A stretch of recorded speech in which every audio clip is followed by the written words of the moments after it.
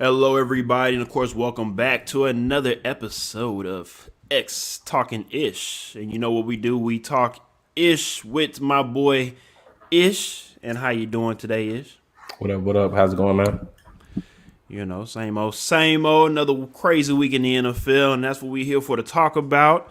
It's even though it's the off season, we have nothing but craziness that still goes on, and that's what we are here to talk about. The ish that goes on in Oh, the yes, sir. NFL, Yes, sir. or should I say in the football world, period. All right, with that being said, please make sure you like and share this broadcast. If you are on Facebook, please make sure you retweet this broadcast. If you are watching on Twitter on X_Williams81.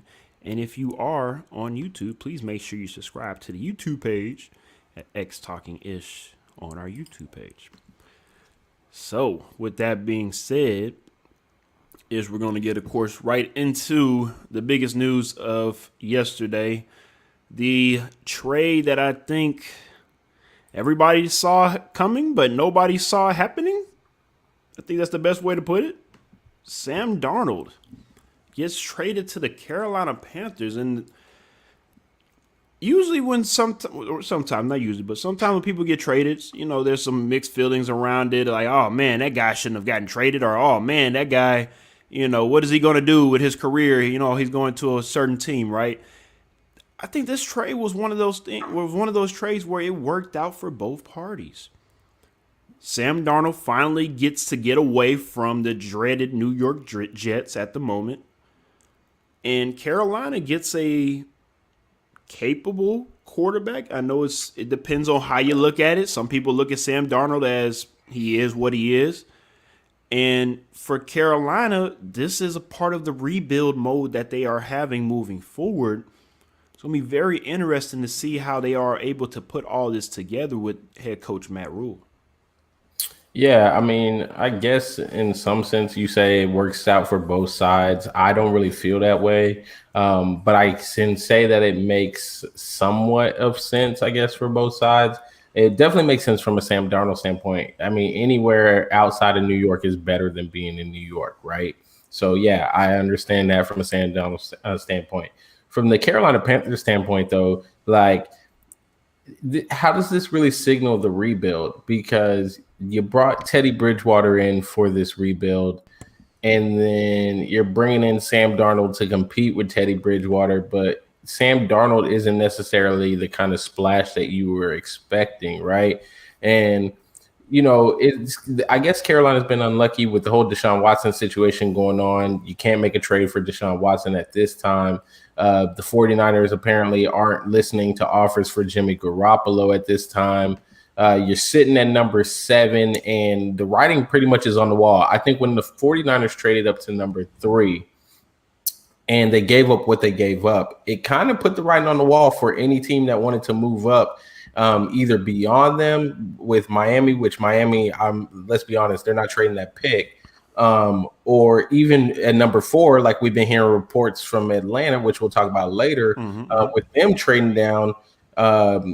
The writing was pretty much on the wall, and I don't think Carolina has the assets that they need to jump up, or they may not be as interested in some of these quarterbacks to give up what is being requested to move up that high. So you got to make a trade. Everybody knew they were desperate to get a quarterback in there to compete with Teddy Bridgewater or even replace Teddy Bridgewater. So yeah, Sam Darnold, you bring him in.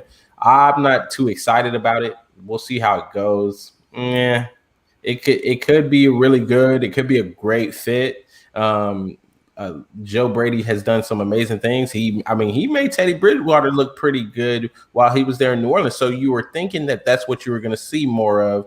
You didn't really see that. So is it going to be the same thing with Sam Darnold? Like everybody's going to get excited, and then Sam Darnold gets in there and it's like, I don't know. I want to piggyback off just like you said with Joe Brady. Let's bring in this comment from Fractured Walnut on YouTube. He says, if Joe Brady can turn him around, do you think he would be head coach of the year after next? Yeah, he could be a head coach. I think he could use that. If he does turn Sam Darnold around, he definitely will be in the conversation for the head coaching conversation. Maybe not next year, but the year after that. I could definitely see that happening if he is able to get some results with Sam Darnold. But I would argue, like I just said, the same was expected with Teddy Bridgewater. People were talking about, oh, well, they're familiar with each other. Teddy Bridgewater's familiar with the system. Look what he did with the New Orleans Saints. Although Joe Brady wasn't necessarily there with the Saints the year that Teddy Bridgewater went undefeated, standing in for Drew Brees. He had been there the year prior and had kind of laid the foundation for what Teddy Bridgewater did in that year.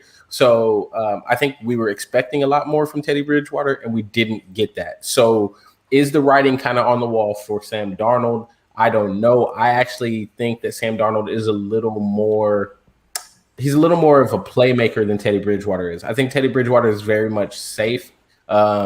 He's a safe guy, and I think Sam Darnold will take the chances. He will take some shots. He's got the weapons now, right? So, like, that's always been the complaint is he didn't have the weapons. Now he has Christian. He didn't have a team around him, period. Yeah, right? yeah. He didn't have the team around him, period. Not just the weapons. He didn't have a team or organization. So, yeah, I don't know. I mean, just going back to Sam Darnold when he was at USC, he's had interception problems. It's not just a Jets thing. It was, of course, going back to USC where you've had some pretty decent weapons, but USC wasn't what USC was when we were coming up with the Matt Leinart era, Carson Palmer, even Mark Sanchez, USC era. And I think Sam Darnold probably have to force a lot of things, and that's what causes, of course, interceptions. And I feel like that's the same thing that happened with the Jets. Because there's no weapons around you, I need to do a little more and make things happen, and that's what also causes turnovers.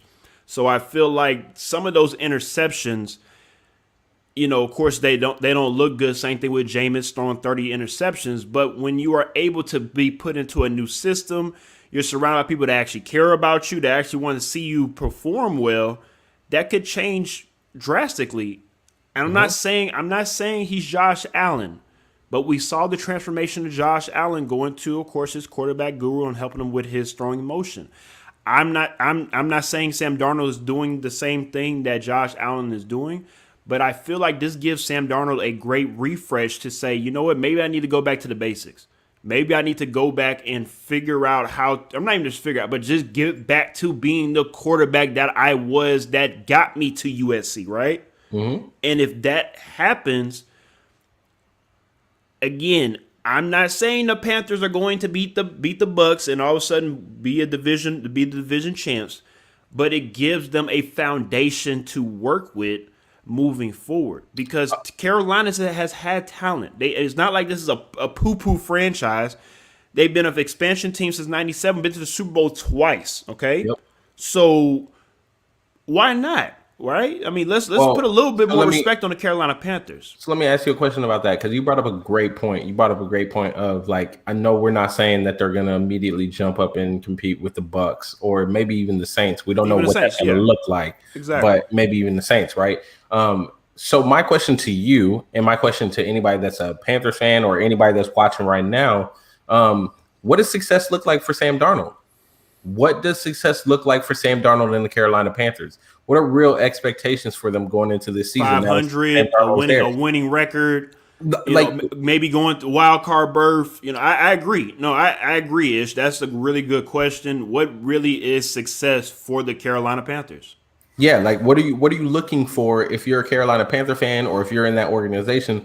What are the type of results you're looking for from Sam Darnold? Because I would argue that Teddy Bridgewater was put in a tough spot this year with Christian McCaffrey going down early on. Like they didn't have the run game that they've had in the past to help with that passing game, right? So when Teddy Bridgewater isn't the kind of quarterback that takes a lot of shots down the field and creates all these big plays, when you take away his biggest asset in Christian McCaffrey, how do you expect him to make some of these plays you're requesting him to make? So now when you bring Sam Darnold into the mix and Christian McCaffrey hopefully is going to be 100% healthy again, how are you going to judge what you see this year versus what you saw last year? And how do you judge moving forward whether or not this trade is successful for them? Like, let's be honest, they're in a division where they have the Saints who are constantly making the playoffs. Although Drew Brees is now gone, we're going to see how that works out. You got the Bucs and Tom Brady, the defending Super Bowl champs. Mm-hmm. And then you got the Atlanta Falcons who, while everybody wants to make jokes about them and everything, They're just a couple years removed from a Super Bowl. So the Exactly. team is not completely garbage. They just haven't been able to keep a lead. I mean, even in the regular season. Yeah, So that was scary.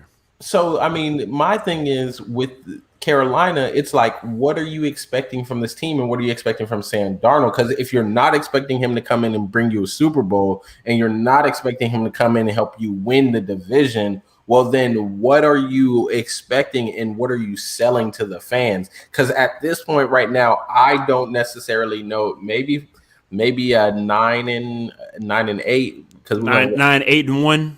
yeah I'm sorry, 9-7-1. I'm sorry. nine seven Get a and tie in one there. or Yes, something this is like. gonna be 17 games this Is season. it? Is it? I mean, is that what you're hoping for? I don't really know.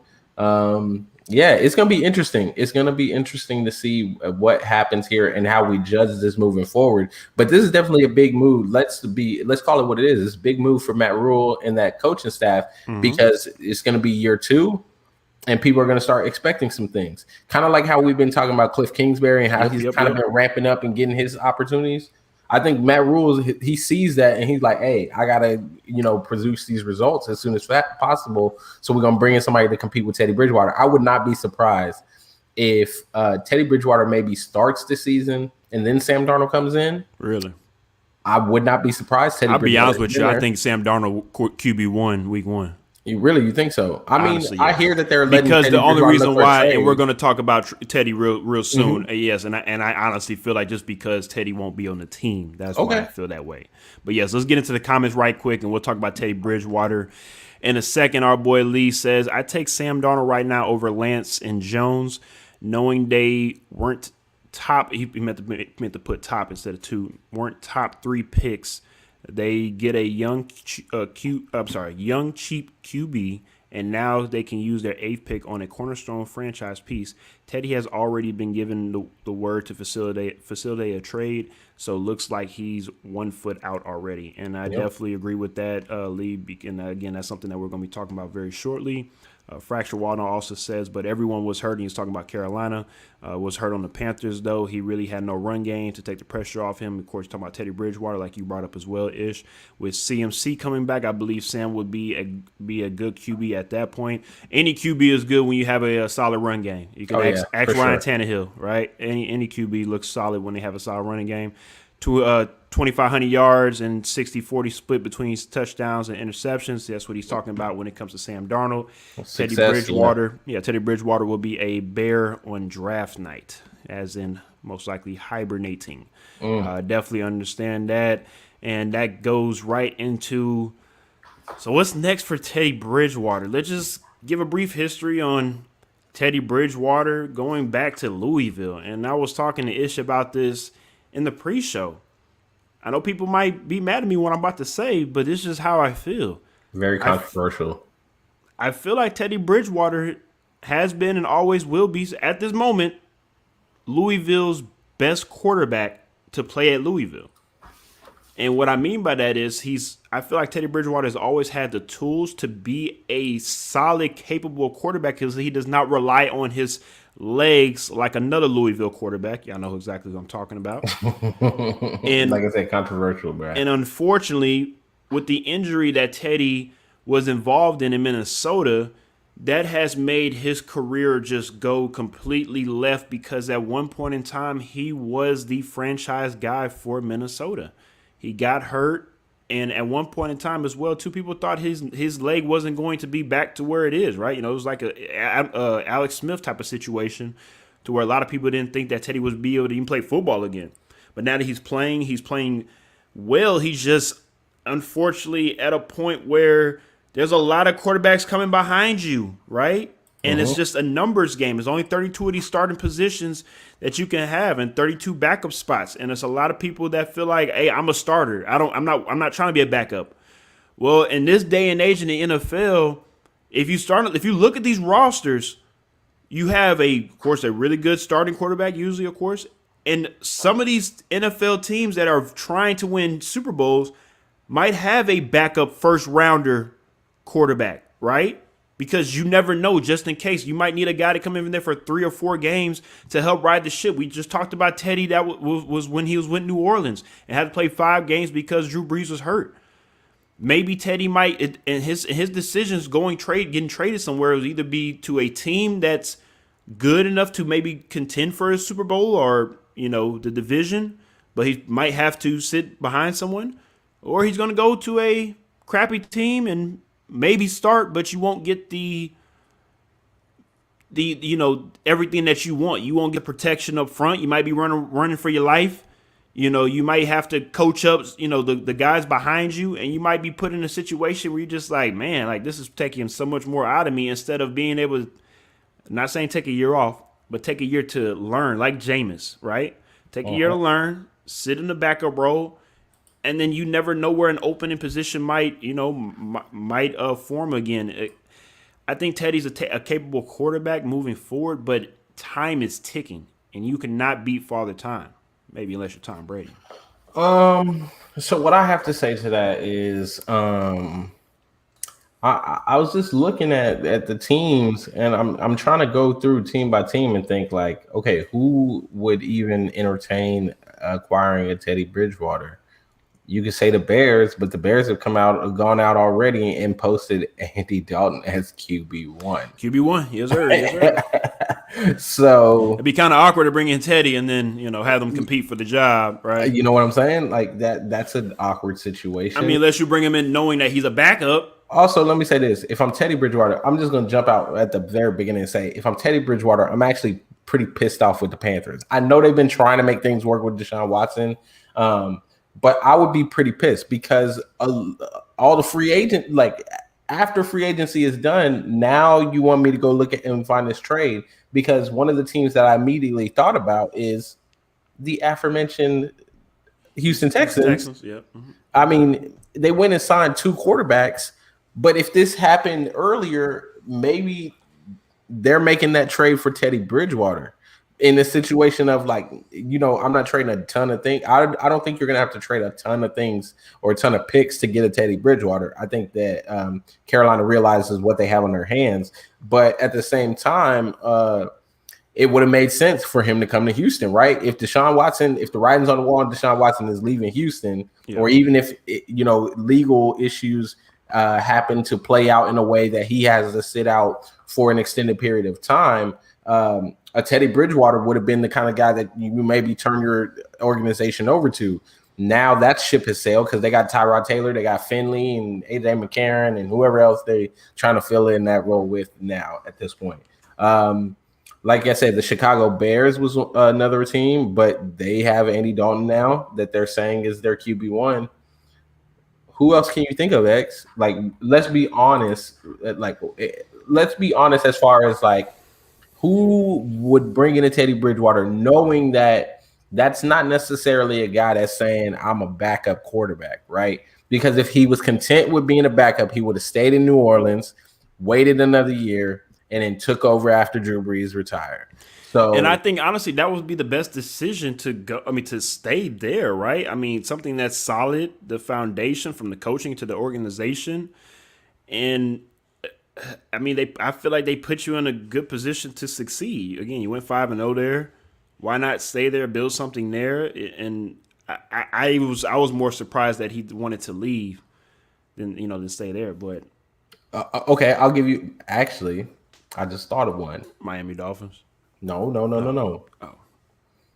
And this is a crazy one. I'm not even saying this is realistic. But I'm just thinking in my crazy mind. Now you're talking about as a starter, right? Not as a backup. No, I'm not necessarily talking about as a starter right now. Okay. I'm looking into the future. Oh, I do like what Fractured Walnut said, and it's funny. I was going to say that. I'm happy he brought that up, and I was going to say that, but again, I didn't know if we were going starter or backup. But I'll let you go first, and I'll say what I need to say. So, I think in a crazy world, if I'm Atlanta, I trade down and I go get Teddy Bridgewater. Why do I say that? Teddy had a great spot. We were just talking about how he had a great chance in New Orleans. You could have sat behind Drew Brees and let him retire, right? Everybody's talking about Matt Ryan and whether or not Matt Ryan is done. He needs to, the Falcons need to start preparing for life after Matt Ryan. If you're Teddy Bridgewater, right now your stock is low. Not a lot of people are really going to be searching for you. I would take a great opportunity in going to Atlanta. I sit behind Matt Ryan for a year. Maybe I come in, he gets hurt or something. Maybe he doesn't play well. Teddy Bridgewater takes over, and look at the weapons you have in Atlanta when you look at that receiving core of, yes, it's an older Julio Jones, but he's still a really good receiver. You got a Calvin Ridley there. Mm-hmm. I mean, you got some pieces there that you're going to have guys you can throw the ball to. Why not go sit behind Matt Ryan for a year? I think that makes sense to me. I mean, it's a crazy thing. I don't know that he's necessarily going to do that. I don't know that Atlanta would even look at making a trade for him. But why not? I respect that. I really do. I just want to bring up what you said with Fracture Walnut, because I was going to say this team. And he says, I say the Raiders. John loves Teddy B, and I completely agree with that. And I'll say this. Even though Chucky, John Gruden, is year 3 now, would be year 3 in his 10-year contract. I don't know if anybody feels this way, but I do when it comes to he's going to be on the hot seat. I understand that he has 10-year contract, but at the end of the day, Raider Nation will start getting a little like, okay, what's going on here? Like, we're not seeing the results that we wanted to see. And I feel like sooner or later, this John Gruden and Derek Carr marriage is going to separate sooner or later. So why not maybe have somebody like a Teddy Bridgewater come in and be the heir apparent for the Raiders? Can I answer that, though? Of course you can. My response to that would be Marcus Mariota. He appears to also love Marcus Mariota, and Marcus Mariota restructured to He restructured to stay. Yes. Which to me, that kind of says a little bit something about maybe he knows something going on in that room. He knows, like, hey, my shot might be just around the corner. Like you said, Derek Carr, the fire is under his bottom right now. Oh yeah. Marcus Mariota did play well when he came in. He played okay for that one game that he came in, but again, it's one game, and a lot of people are not even sold on Mariota. But I understand that. But it doesn't have to be a lot of people. All it takes is one. John Gruden. Yeah, it takes one person. You're right. It just takes that one guy, and he loves Marcus Mariota. And I think that may be the reason why Mariota restructured to stay there. That's my one thing. Also, I want to address what Lee just said in the comments, because Lee brought up a team that I just thought about, and I was like, yes, I think that would be a place that he could also go. Denver, right? Behind Drew Lock. The one problem I have with this suggestion right here, right here. Put it on. And this reason right here is why I don't think that's going to happen. Because when you look at the kind of quarterback that Drew Lock is and why Elway likes him, Drew Lock is a gunslinger. He's a guy that wants to take chances. He reminds him of himself. Teddy Bridgewater is not that guy. Yep. Very conservative. That's where for me, it just doesn't make sense. Like, unless John Elway is like, well, you know what? Maybe we do need that safer option. I just don't see them making the move for Teddy Bridgewater when that's not the guy that you gone after, right? Like, let's even look back to, what's his name? Brock Osweiler, right? Big, tall guy. People would say he was a gunslinger. He was somebody that was going to try to throw the ball down the field. Hey, I'm not agreeing with it, but whatever. Paxton Lynch, who they drafted, big guy out of Memphis. Again, that was a great guy decision. That they're going to say is a gunslinger, right? Can throw the ball down the field. So it looks like the kind of guy that they like in Denver is opposite of what Teddy Bridgewater is. So it's going to take a lot in that office to talk about it before you say, are we going to bring in Teddy Bridgewater? Lisa, that's true. Broncos added so many weapons. They need someone who's going to throw that thing, as you mean. Yeah, slang that thing, baby. You know what it means. Hey, don't Teddy worry. Bridgewater is not that guy. Hey, slang that thing t-shirts coming soon. Don't worry. We bringing them to y'all. Yeah, we definitely bring them. Don't worry. Like I said, slang that thing apparel coming real soon. Appreciate that, Lee, for that segue, baby. But I agree, man. The Broncos. It's rough for Teddy. And that's the thing. It's like, this is a business, right? And you got to get in where you fit in. And right now, your productivity is not matching where you want to be. Even with Cam, I mean, like, shoot, who knows? Maybe he want to go play with the Patriots Ooh, behind Cam, I right? would like that. I think Right? he would be interesting in To New be honest England. with you, that would be a situation where if Cam messes up the first 4 games of the season, he's out of there. How can you pull Cam Newton for Teddy I Bridgewater? mean, that's where Cam is headed. If Cam, look, I hope that Cam has a bounce back season this year. But if he does not, Cam might be looking at the bench real soon. We watched Cam since he was at Blinn. But this is not a feelings and I like him, or I like his YouTube stuff or what he does for the kids. This is about what we see on film. This is logic. This is like, we love you and all, but at the end of the day, Cam, like, you not looking what you need to be, what you coming out with your mouth. That's all I'm saying. And if Teddy comes in there and beats you fair and square, sit your ass on the bench and wait your turn. That's just, it is what it is. And I mean, that's just professional sports, right? Yeah, that's true. Alrighty then. Well, before we move on to our next topic, let's go ahead and get on our late guest for the evening. That man Dooley joining us once again. You know, I got to hold bring in that man once again. What's going on, ladies and gentlemen? How you doing, that man? Appreciate you for joining us tonight's show. We just got done talking about, of course, Sam Darnold being traded to the Carolina Panthers. We also talked about, you know, what's next for Teddy Bridgewater. So, in just a short couple of statements, you want to talk a little bit about Sam Darnold and also Teddy Bridgewater before we move on to the next part of the show. Oh, well, absolutely. First of all, I'm happy for Sam Darnold. He's leaving an abysmal franchise, one of the worst franchises to ever be in the National Football League. Honestly, one Super Bowl win ever since Broadway Joe? Right, one Super Bowl, one and only. So it's not like he left much. So I'm happy for Darnold. Let's see what the guy can do in Carolina. Another abysmal franchise, but who knows? It's always good to have a new beginning, okay? Now, as far as Teddy Bridgewater, can you guys catch me up on that? What happened with Teddy Bridgewater? They're letting him seek a trade. Oh, they're letting him seek a trade, right? Yep. Well, my thing is, I thought he did well for the Carolina Panthers last season. Not record-wise, but quarterback play-wise. So I don't know why they're seeking a trade when it comes to Bridgewater. I just feel sorry for Bridgewater because ever since Minnesota, it seems like he's been on the carousel. That's literally what we spoke about. Yep.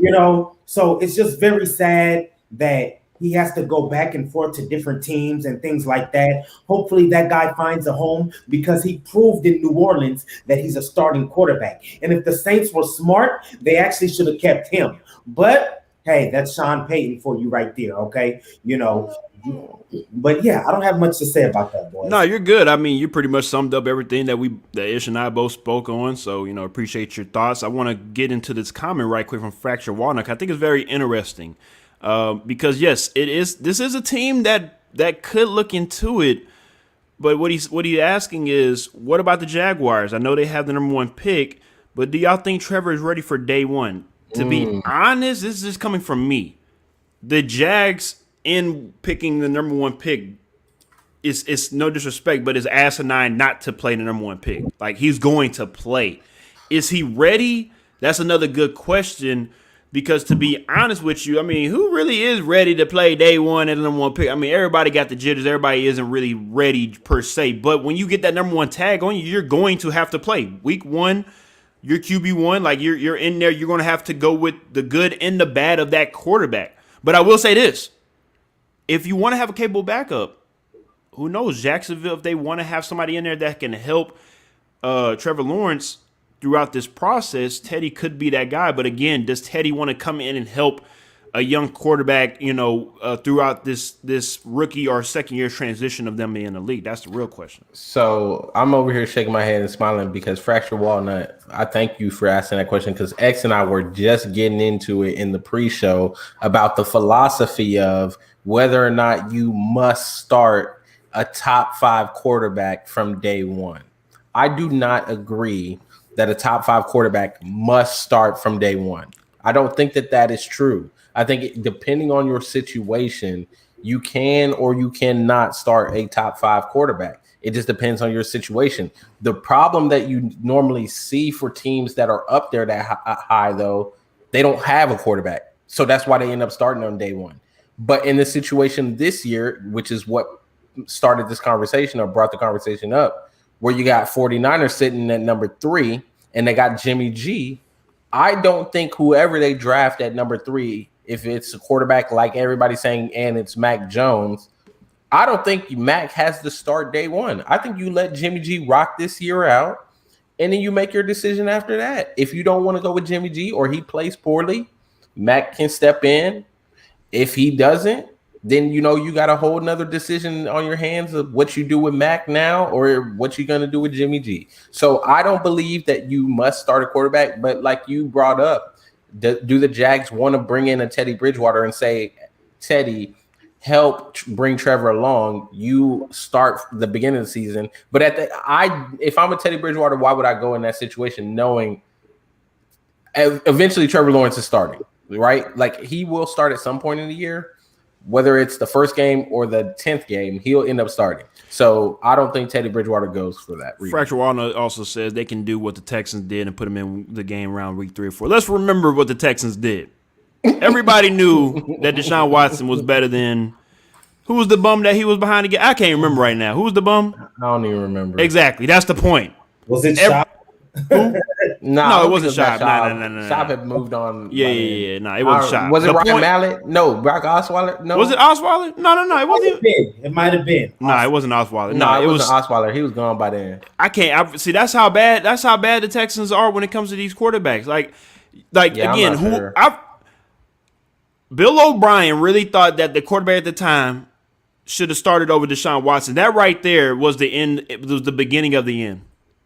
So, anyways, with that being said, there you go. Thank you, Fracture Walnut. Tom Savage. Thank you. Oh, thank Tom you so Savage. much. Tom Savage. Yes. Yes. Thank you very much. We really thought Tom Savage was going to be the guy for Houston Texans. Really? Man, all right. So with that being said, let's go ahead and move on. I'm gonna leave it with this last comment from Lee, and then we'll go ahead and move on to the next topic. Lee says most likely Big Men last season. You think they bringing a bridge quarterback? Don't see them as a top pick for the future to get a top QB. I definitely understand. I respect that, and I do like that. Not going to happen. It's not, and that's why they brought in Dwayne. Yes, you're correct. I think they're going to work on Dwayne, and they want Dwayne to take over. I 100% agree on that, but that's something to look into. Who knows? Maybe. I got one thing to say, my man. Yes, sir. Yes, sir. Yes, going back to what you guys were just discussing, I agree with both of you guys as far as the rookie quarterback situation. Going back to what Ish said, it is all about the situation. However, Ish brought up the San Francisco 49ers. Okay, if it comes down to the Niners, you start the rookie. Okay, Jimmy G has not lived up to expectations. Okay, this isn't a Brett Favre, Aaron Rodgers situation we're talking about here. Okay, when you're coming in to a legendary quarterback. Now, I get it. Have the seasoned quarterback in Jimmy G teach the young buck a little bit of something, right? Okay, I get it. But Jimmy G's not that good. He's no Brett Favre. Okay, so depending on who the Niners take at number 3, I say you give the kid a run for his money. You know what? You know what? Since Dooley came in with all this energy, we're going to keep this energy up, and we're going straight into this next topic because I like it, Dooley. I respect where you're coming from. And Rocky Marciano, if you watch Coming to America, if you know what I'm talking about, Rocky Marciano, all right? This is who Mac Jones is right now. And we're going to have to figure out really, really, really how good this guy is because if you know anything about Alabama quarterbacks, they are on par with me with Ohio State quarterbacks. Stop that. Yeah, they ain't stopping nothing. You can feel the type of way all you want to. It is the truth. Alabama quarterbacks have not done anything in the league the same with Ohio State quarterbacks. I'll say at least Ohio State quarterbacks make the position change from quarterback to wide receiver. No, he's Please right. Stop that. Okay. So thank you, Dooley. I know that's why you can't say anything. But anyways, no. I can say whatever, Brad. I can say something about that. Name a few then. Name a few that succeeded. On to the next one. All right. So like we said, since Dooley, you are on the West Coast, you are out in Cali, and there has been a lot of talk over the last couple of days with the 49ers are in position to say we are going to take Mac Jones with the 3rd overall pick, even though they have a quarterback with Jimmy G. And they've already stated about a couple of weeks ago that Jimmy G is their guy. I don't know about you guys, but I am very confused with this whole situation, because if you are saying Jimmy G is your guy, and let's be real, I think that this 49ers team are capable of a Super Bowl run with all the injuries they have coming back, with the guys that were on injury coming back and fulfilling those spots that of course was not filled last year due to injury, and adding pieces from free agency and the draft.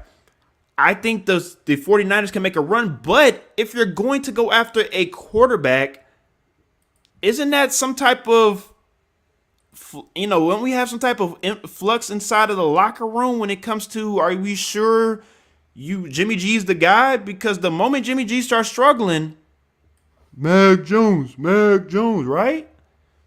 Let me hear what you have to say about this. No, absolutely. Well, with me being the man on the West Coast and having the inside scoop, first of all, most people don't know this, but right now Shanahan and Lynch are having issues. Okay, they're disagreeing. Okay, Shanahan wants a quarterback, Lynch wants a tackle. Okay, so right now there's issues within the organization that most people don't know about. Okay, now if you're asking me right now, is Mac Jones that guy at number 3? Absolutely not. Okay, but what I will say about Mac Jones, he has the NFL arm, but missing wide receivers at a pro day with no pass rush, what does that look like? Okay, that's a bad look. Okay, however, he does come from a league-ready offense. Most college offenses do not prepare quarterbacks for the NFL.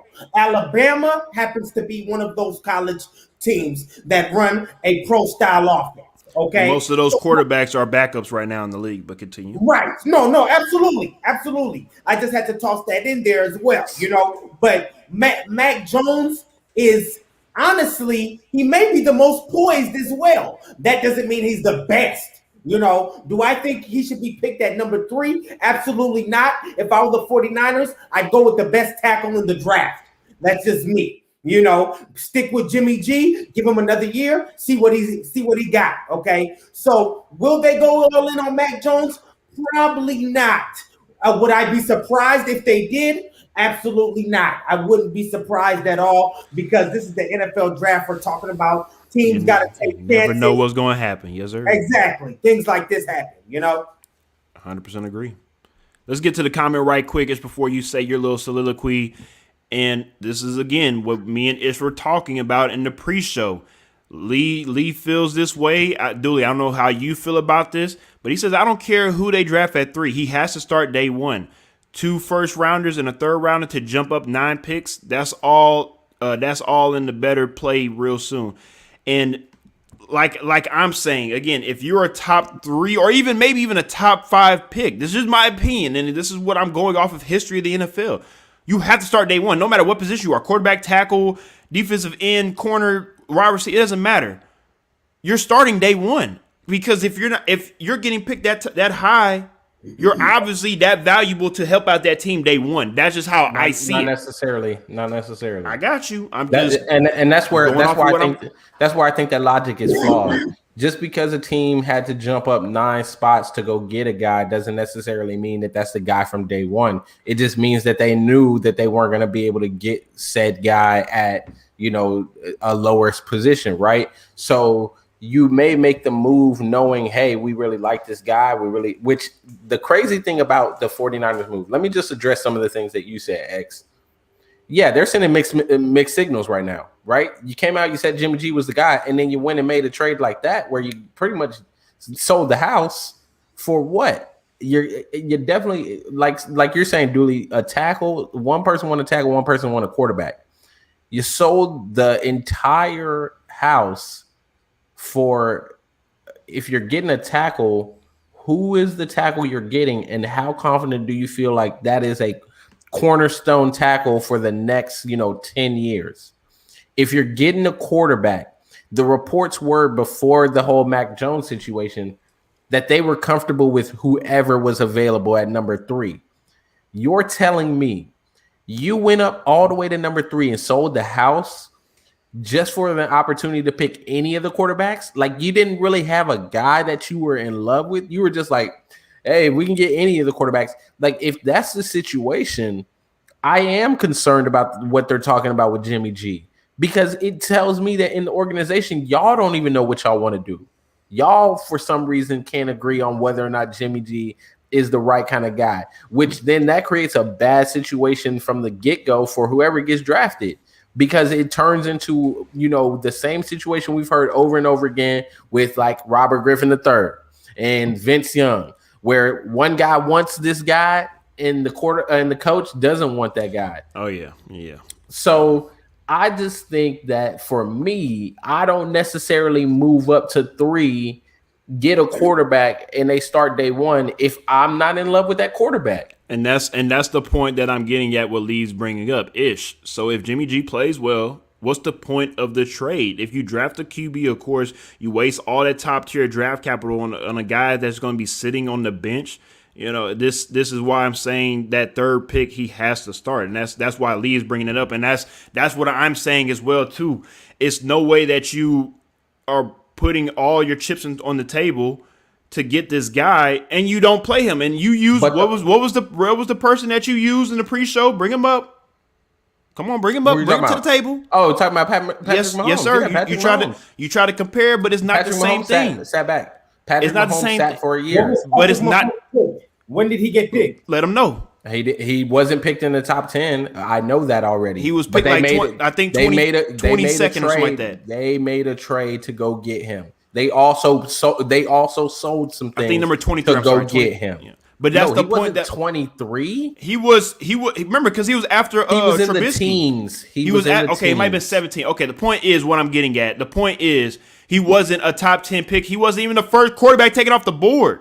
It was Trubisky because Chicago Bears moved up. He didn't need to be a top 10 pick because in that draft, that's not what the teams needed at that time. That's what you're not understanding. I got you. No, I understand where you're had to trade so high is because everybody needs a damn quarterback this year. Okay, but here's the thing, though. Everybody needs all 5 of those quarterbacks are not even going to be starting quarterbacks in 5 years. The same way with a couple of these draft classes that we have coming up, there might be a quarterback And I know, and look, we're all on the same page, but I'm saying that there could be a quarterback that might get picked in the 3rd or 4th round that could outlast all these first round quarterbacks. And why not sit Jimmy G, reduce his contract? He's not going to get any bonuses for sitting, and play the young buck and save some cash for the 49ers. Just saying. Mahomes was picked number 10. Thank you, Lee. I really thought he was like 17. But anyways, the point is, He was picked number 10, and they traded a lot to get. And he didn't start because again he wasn't a top 5. I said top 5 picks. Doesn't matter. It does matter. 5 it or does not. matter. No, it does matter. It does matter, sir. Top 5 or not. It does the matter, only thing sir. I will say is no. It doesn't matter about starting. The only thing I will say is yes, it puts pressure on the team. It puts pressure on the current quarterback for you to play. Like, yeah, it's going to put pressure on them, but you don't have to start. Like, if you're not ready, if they say Mac Jones, if they come out and say Mac Jones is not ready to start, so we're going to go with Jimmy G, and Jimmy G plays well, what are you guys going to come in and say? Oh, no, they should start Mac Jones? Are y'all going to come in here and start yelling and screaming for Mac Jones to start if Jimmy G is playing well? If they say Mac Jones is not ready, Jimmy G is going to be the starter, and Jimmy G comes out and they go 4-0 to begin with, who coming in here yelling for Mac Jones to start? X, are you going to be yelling for Mac Jones to start? Do you think 49ers fans going to be on the air, calling into the radio, yelling for Mac Jones to start? They're going to be mad because you wasted a number 3 pick on a person that's not playing. But if you win, they don't care. Shit. Okay. All right, that's fine. Because again, it's you in a lose-lose situation. Like you saying, Ish, you feel like they don't care. But if you're 4-0 and you like, damn shit, we could be even better if you put in a tackle or you put in a defensive end. But that's the risk you have to take, right? Like that's part of it. Because let's say they start Mac Jones, right? And Mac Jones starts out and he's a bum. Then you still are gonna get roasted for trading everybody for Mac Jones. And then let's say Jimmy G goes somewhere else and he plays well, you're still gonna be roasted. So whether or not you play him, I don't think you ride your career on yeah, we made this trade to go get Mac Jones, but if in-house we don't feel he's ready, I'm not starting him. Like, why do y'all feel like you got to start him because you traded that? Because if he's a bum and he's not ready and you know he's not ready and he's a bum out there on the field, everybody going to roast you for going to trade everybody for a bum. Because at the end of the day, you know this as well, Ish. There are some coaches that are under certain organizations that will literally straight up tell you, but Kyle play Shanahan's him. Not that guy. Kyle Play Shanahan's him. not that guy. He's just supposed to saying. be a quarterback whisperer, right? So Kyle Shanahan, I mean, he should be able to do what he wants to do. If he is fighting with John Lynch, like Dooley is saying, right, about a tackle or a quarterback, then that's an issue that they're going to have to figure out. And they should have figured that out before they went and made this trade. Because now they're idiots either way. Like, it's going to turn into somebody's going to be hurt, or they're going to have their feelings hurt over this pick regardless. Correct. No, you're correct. All right, let's get to the comments right quick. Fracture Walnut said, I believe they should go with Will Smith out of Bama to get them threats on offense because their defense is already playoff ready, maybe even Super Bowl ready. Neil also says, they should get Josh Fields. I'm pretty sure he's talking about Justin Fields from OSU. And that was at one point in time from our hair from 49er fans that he was on the board. He also asked, how do y'all feel about the running back class this year? It's not. I mean, outside of the wide receiver class and QB class, pretty much that's top tier right now. Right. Yeah, the running back class, I'm not too impressed by. It's okay. It's nothing to write home about. Even the top guys, I'm not even excited about them. Be honest with you, Etienne out of Clemson, I'm not too. And we'll save all of that for our draft special episode. Yes, we'll have a an couple episode more weeks for that. because I'm 100% on you when come to Travis Etienne. I love him so much, but I think Clemson ran him to the ground. And again, I will save everything that I need to say about that in a couple more weeks. Let's go ahead and move on to the next topic. Just like the 49ers with Mac Jones, the Jets, it seems like, are locked into Zach Wilson, quarterback out of BYU. Let's talk very briefly on this before we wrap it up tonight. And again, of course, we talked about the Jets earlier in the show when it comes to trading Sam Darnold for, of course, picks. And it seems like the Jets are trying to get into rebuild mode, right? You know, they're gonna have a 5-12 season next year, 5-11-1, whatever, you know, depending on the, I think somebody gonna tie, damn it. All right. Somebody gonna tie next year. I'm calling it right now. Okay. I don't know who gonna tie, but somebody gonna tie. All right. So somebody gonna get a one on that end. But okay. With the Jets, it seems like, of course, new head coach, trying to how can you say, build the culture, change the culture. You know, the Jets really haven't had culture really since Rex Ryan anyways. Mm-hmm.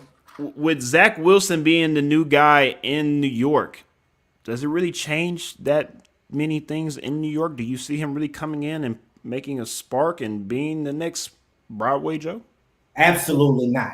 For one, we're talking about the worst franchise in drafting quarterbacks ever. Let's talk about a few of the New York Jets' top draft picks of recent, as in the last decade or two. Let's start off early. Let's start off with a man who everybody thought was supposed to be a great quarterback in Chad Pennington. I remember they used to talk big about Chad Pennington. What did Chad Pennington end up being? A dud. Okay, he was average. He was average. A bum. Average. He was now average. Let's move on to another one who was supposed to be a great quarterback. Mark Sanchez. Out of USC, Mark Sanchez. Okay, he did go to two AFC Conference Championship games. Two AFC Conference Championship but games. It wasn't because of him. It was and because he's still famous for the butt fumble. For the butt fumble. This is correct. Right, which is one of the most embarrassing plays in NFL history. Okay, you know, top 5. There's a couple. There's a couple out there. Right, but that's one of them. Yeah, I agree. Now then you got Sam Darnold a few years back, which they just dished off to Carolina like nobody's business. For God's sake, when are the Jets just gonna get a veteran quarterback through free agency? Stop wasting draft picks on the newest, hottest thing, especially a kid from BYU. Now, don't get me wrong. I don't know what these guys saw at the man's pro day. They might have seen something we didn't see at the pro day. You know, coaches are really watching. They're really observing. But let's just be honest. Throughout history, the New York Jets do not know what they're doing when it comes to drafting top-tier quarterback talent.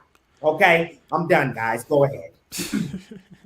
Appreciate that, Dooley. For me, when it comes to BYU as a quarterback, you know, producer, if your name ain't Steve Young or Ty Detmer, I mean, it is what it Bro, is. you not gonna put some respect on Taysom Hill name?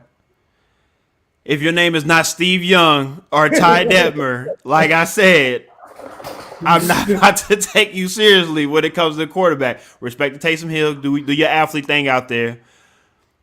But I'm not saying Zach Wilson. I know people gonna come out and say, "Yo, hey, I'm not saying Zach Wilson's not a bad quarterback, not a good quarterback. But I haven't seen enough.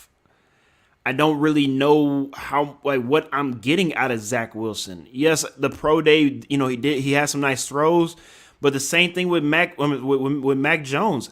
To be honest with you, dude, I don't give a damn about pro days. Right. I'm just being honest. Right. You're not in pads. Nobody's coming at you.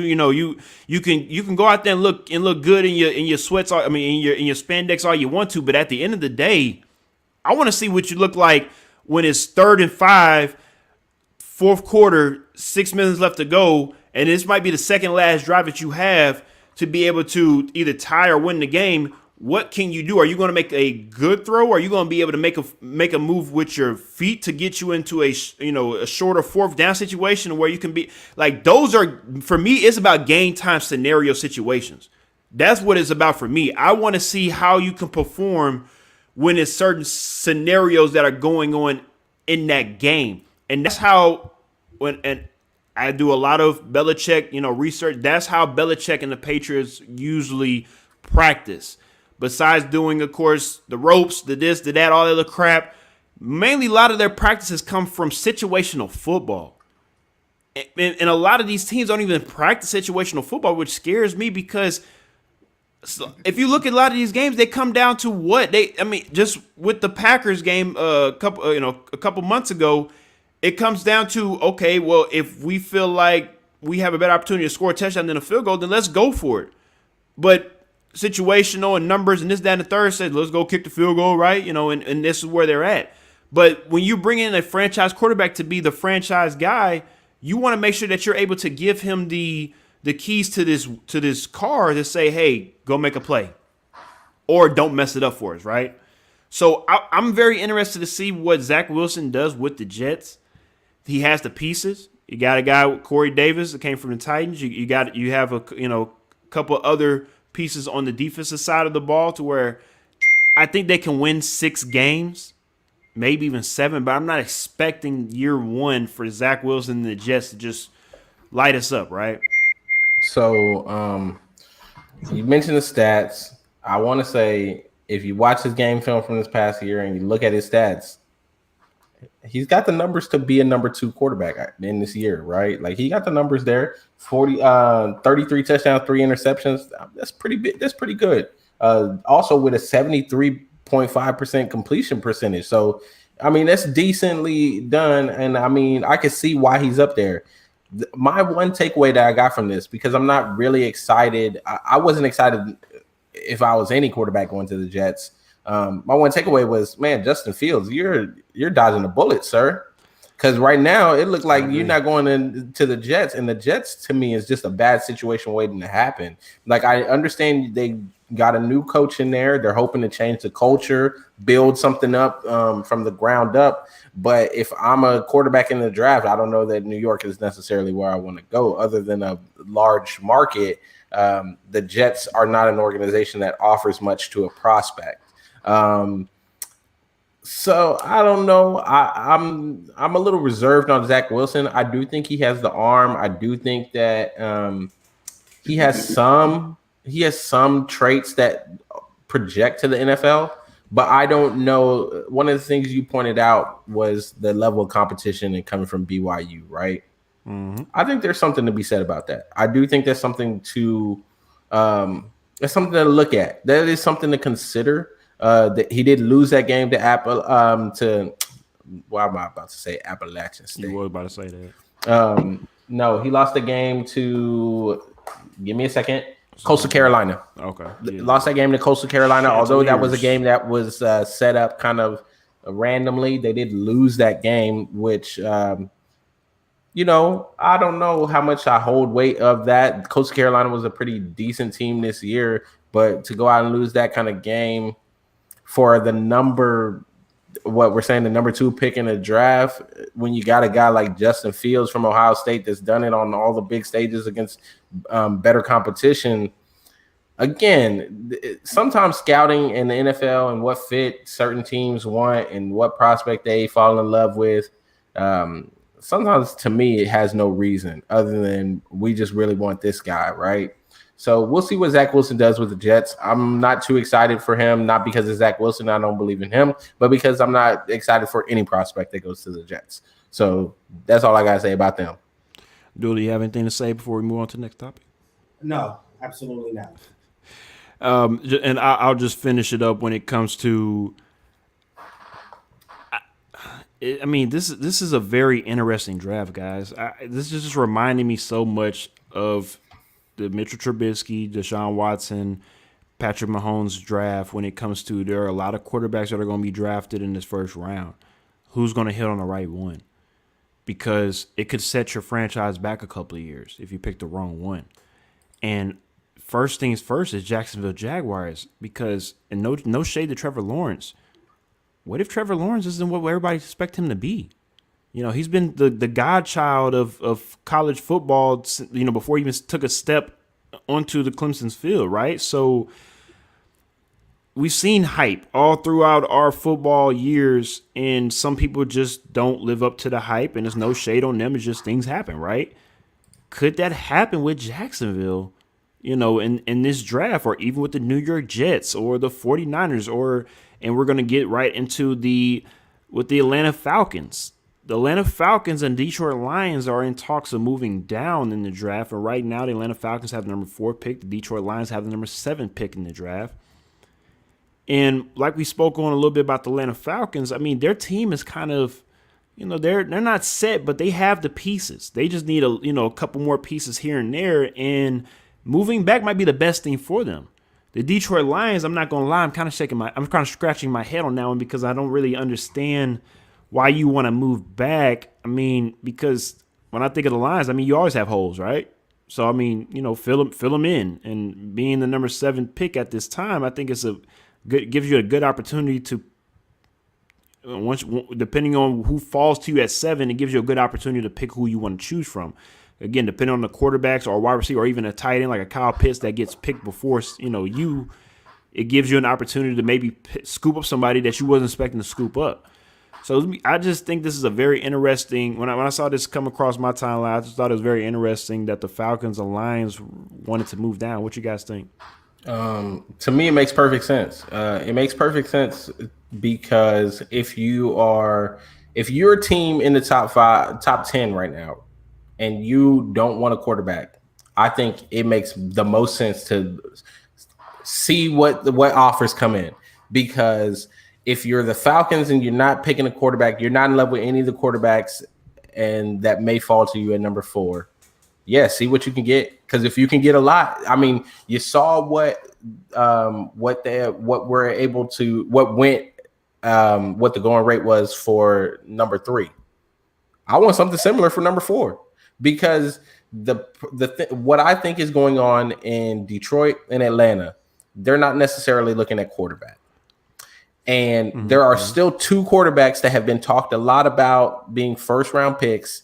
Even if you say Trevor Lawrence 1, Zach Wilson 2, Mac Jones 3, you still got Trey Lance and you still got Justin Fields out there. So if you're a quarterback-needy team and you like either one of those guys, it may make sense for you to try to jump in at number 4 and be that team that picks whichever one of the 2 you love, right?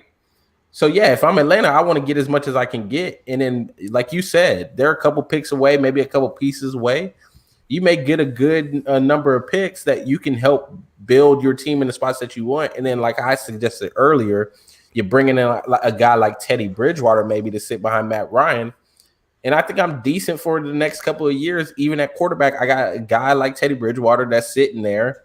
And if I feel like, you know, after a couple of years he doesn't work out, or I don't think he's the guy to take over for Matt Ryan if Matt Ryan keeps going, then we can look at getting a draft with the assets. We have the pieces that we can look at maybe trading up or, you know, doing what we need to do for a quarterback. For the Lions, That's a little bit far. Being at number 7, it's a little bit far to think about a team that wants one of these quarterbacks jumping up there. So I'm a little bit concerned about what they have going on, other than maybe they just want more picks. The Patriots do it all the time. They trade back and they get more picks. Maybe the Lions just want more picks. They want the opportunity to, get more players on the roster to build around Jared Goff is what I can think of from that. Dooley, what you got for us?